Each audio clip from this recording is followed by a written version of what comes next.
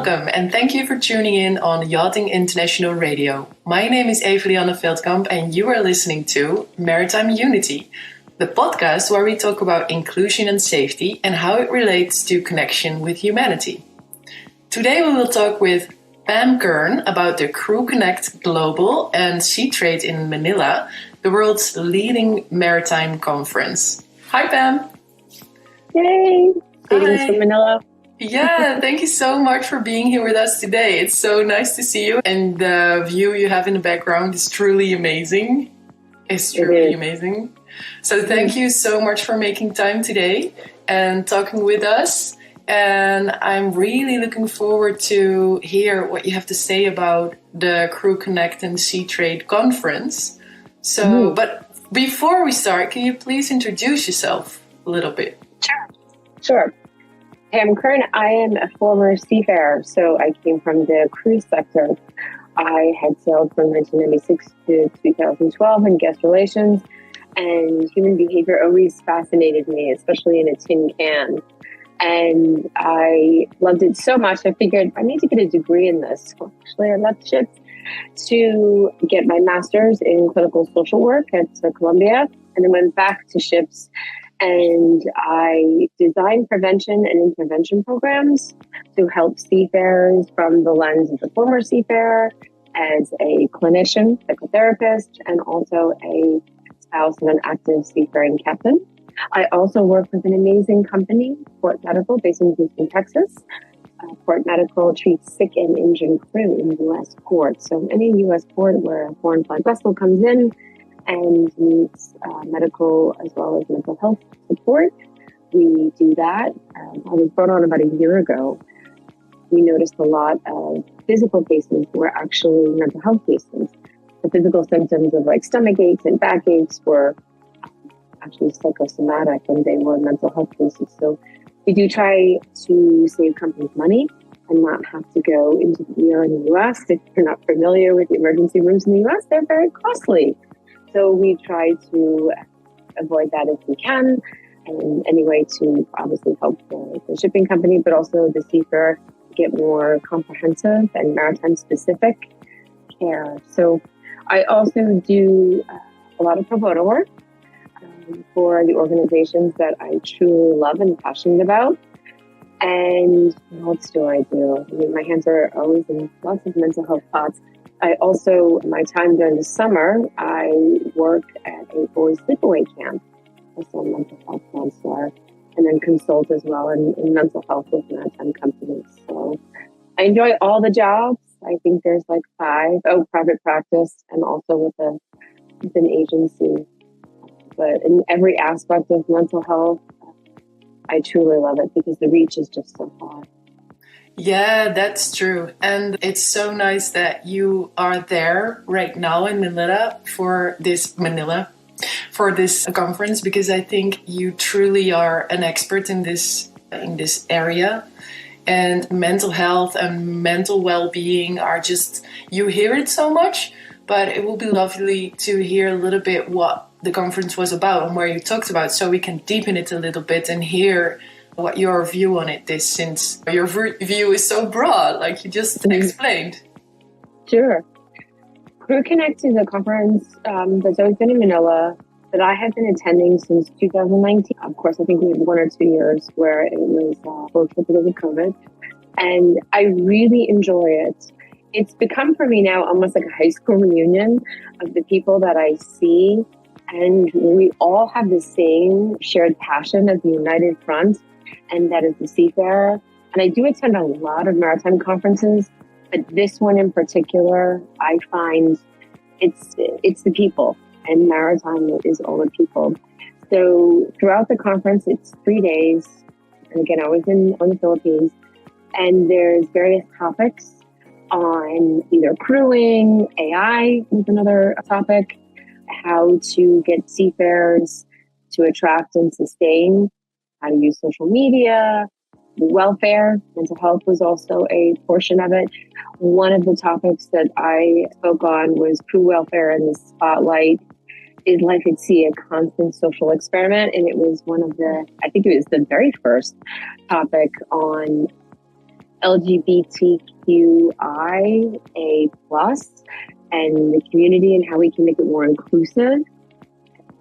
Also, the Neurodivergence. I don't know if you're familiar with, there is a group out there, Neurodivergent at Sea. It's quite small, but I did give them a shout out at the conference because one of the panel members on there did identify as neurodivergent. And there were two panel members that identified as gay, and opening up in an industry and how that feels and what that looks like and what we can do to make it more inclusive.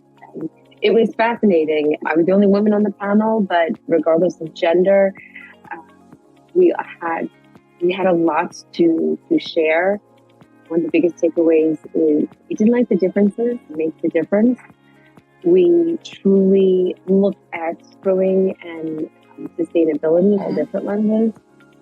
So the panel was moderated by David Taylor. Ben Bailey was there, Stefan De Jesus, Egyptian Gambino, and Casper Milan. And we all came from various angles, but had a common shared narrative. And that was, how can we make maritime more inclusive? And one of the things I looked at in particular is that work environments, as we both know from being former seafarers, that the culture is dictated from the top and it works its way down, both on board and on shore. And meeting seafarers where they're at implies that looking at seafarers with an assessment view, not a judgment view. That means being free of our own preconceived ideas and cultural norms. And it's actually a real skill to do that because maritime is so deeply rooted in tradition. So it's sometimes the mindset of the way things should be, or perhaps maybe the way life was. And how can we be aware of our own biases and its potential impact, or whether it's intentional or unintentional, when it comes to inclusivity, because we all come from different places and different backgrounds, different experience, different cultures, and we all have our own biases. And I call these biases anchored biases. So it's something we know, it's our core belief based upon these experiences.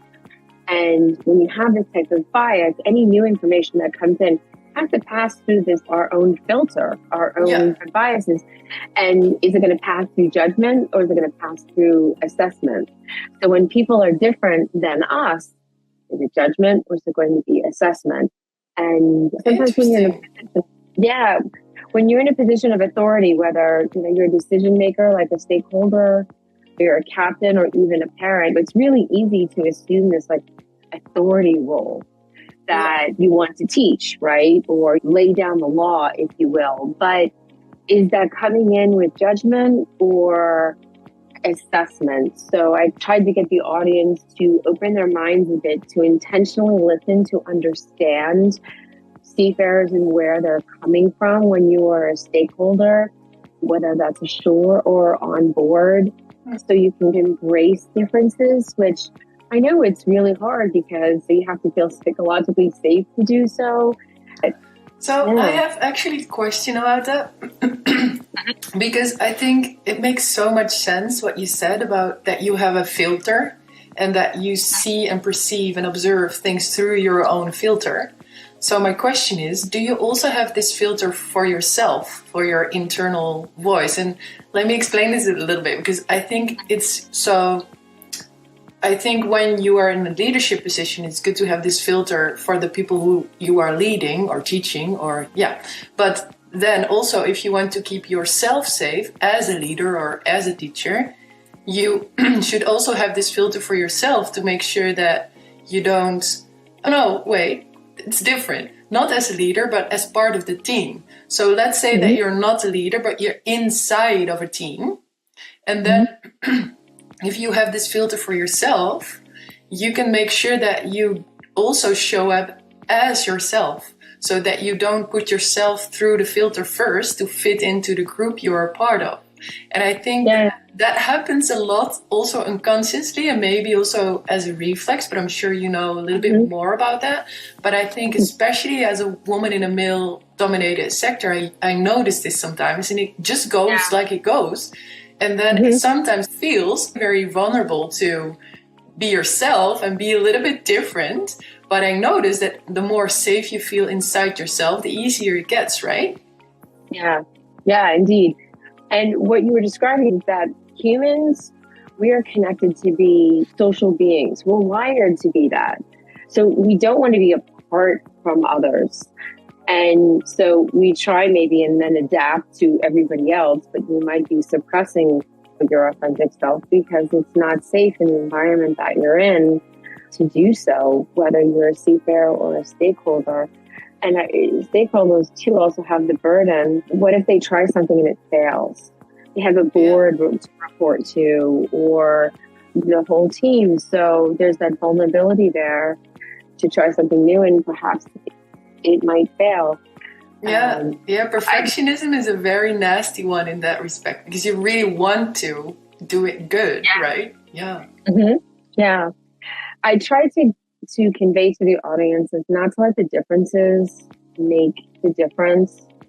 That indeed we are all different, and a lot of differences with groups that come forward and unite, whether it's neurodivergence, LGBTQIA plus community, is that they were suppressed for so long. So now they're coming, together to say, hi, we're here, and to be recognized.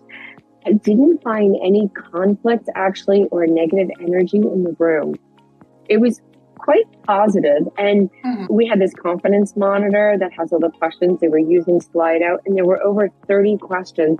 And the screen, the questions kept going up and up and up and up. And I couldn't keep track of all the questions. So the moderator, David Taylor, was keeping an eye on the pulse.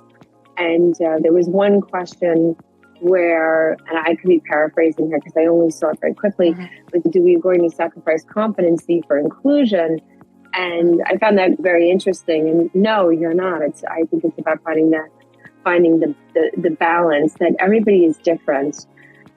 And how can we appreciate those differences and make them fit in an environment, which is really essentially a tin can, right? And also I really like the topic of your panel discussion. It was something like, is a ship a social or seeing a ship as a social experiment, or what was it?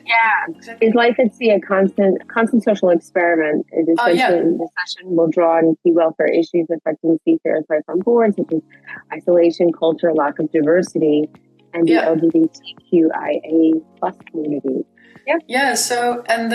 So what triggered your curiosity when you heard this question about competence versus inclusivity? What was the fear behind that question? I wonder if it was a bias that somebody coming into their own filter, if you will. And I'm paraphrasing here because I saw the question so fast. So Catherine Logie, she was also there, and she had some great questions. And if you take a look at my LinkedIn and her LinkedIn as well, that's there. She did a really great recap. They were just amazing questions, and how people just wanted more. And it was the first time the topic's ever been discussed, diversity and inclusion. And we both know that in maritime is deeply rooted in tradition. So this was really a change. And when I was given the topic, I didn't choose the topic. I was told, we have a great session for you. Would you be interested? I'm like, sure. What is it? And they gave it to me, and I said, let's do it. So you're the perfect person for that information, because you're in this industry for a long time, and your expertise on psychological everything, I don't know even how to call it, but you just listed it, is great. So I'm very happy you were there to reflect on that with everybody in the room. And I think if I understand it, or if I can observe it from outside, we see now that people and companies just have a list of values they want to live up to, but it's searching for real way to live up to that values, right? Not to tick a box or to say, we do it, or to wave a flag or whatever, but just do it. Just make it safe, right? And then it's inclusive. Yeah, such a great point. So Ben Bailey pointed out that It's really great during Pride Month that you have the flag out, but as soon as the month is over, the flag's gone. So is that really being inclusive, or is it just inclusivity for a month? And it's not a one and done, if you will. Like, and I always say, don't be a one hit wonder. I don't know if you remember the song Macarena by Los Del Rio. Don't be a one hit wonder. Like, how can we keep this consistency going? And I realize the topic can be really hard for people, and especially people who have sailed for a long time. It's like, oh, when I sailed, we didn't have this or this. And I hear this quite often. It's like, well, when I sailed, I didn't have internet. I only had Marinette. Or when I sailed. And it's true. That was like me when I sailed. I mean, 1996, we had Marinette. We didn't have internet. We didn't have cell phones. No. So, but that doesn't make the seafarers of today any less worthy of what is going on today. And I think it's about now aligning today and also the future of work, because if we don't, we're going to miss the boat. And we know that inherently maritime is really slow in doing so. So how can we catch up? I'm a big advocate for mental health at sea, and having seafarers speak up that it's okay not to feel okay, and it's okay to ask for help. The unfortunate thing is that policy does not align with that practice. We don't have protections for seafarers, and they're still very afraid to speak up because they don't have that protection and they're being blacklisted. That's a great point, because that deserves, maybe we can talk about this in another episode specifically to make sure that we really dig into this topic, because I think that's the basis of what's going on, right? So I think I went around. Yeah, you're absolutely right.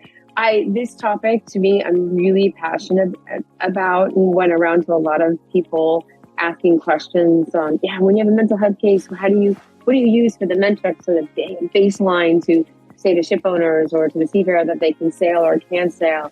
And wow, I got some very interesting responses, but we'll hold that to keep the suspense for the next. We will dive into that. And I think, so thank you so much for talking about this today. I think the maritime sector and a ship is a very good place for not a social experiment, but to see how we can increase safety, right? For working environments, because it's multicultural. You just sail all over the world sometimes. It's different languages, it's different people from different backgrounds, the difference is everywhere. And the safety is also very obvious. It's regulated a lot. So, and there's a need for it because everybody needs transport by sea. So it would be great to dive into this a little bit more, and also to see if we have any questions. So if you're listening to it right now, and if you have any questions, then please comment them below so that Pam or somebody else can answer that. Might you have any wonderings that you want to know?